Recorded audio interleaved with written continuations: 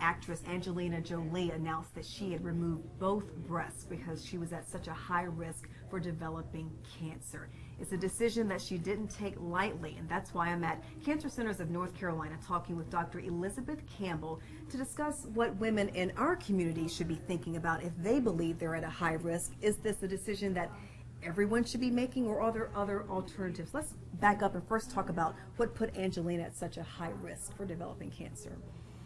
Angelina knew she was at a high risk because of her family history, and once she acted on that, she had genetic testing undertaken. Genetic testing involved just a blood sample for her, but looking for a gene that can be passed on from father or mother to daughter that can put them at higher risk for breast or ovarian cancer. She had that gene. There's more than one of those genes. She had that gene, and she elected to do the one thing that would protect her from getting breast cancer, which was to have her breast removed. Does it protect her from getting other types of cancer? Having mastectomy does not prevent her from getting other types of cancer. The type of gene that she has increases the risk in many families of ovarian cancer as well, and many women subsequently take the step or even take the initial step of having their ovaries removed, because that's a very difficult cancer to detect, as you know, and often detected late and often fatal when it's detected. So people also do prophylactic ovary removal in order to prevent ovarian cancer.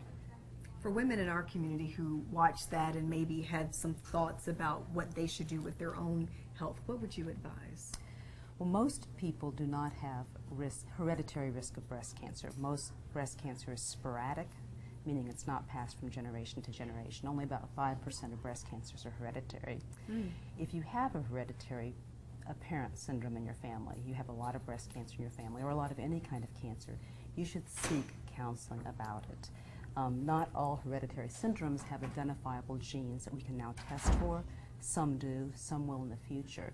And it's not just limited to breast or ovarian cancer, but colon cancer, endometrial cancer, certain other types of cancers have genes that we can test for now, and we have proactive ways we can intervene to help reduce the risk of cancer or prevent cancers from developing. At what age should a woman be concerned about these types of things?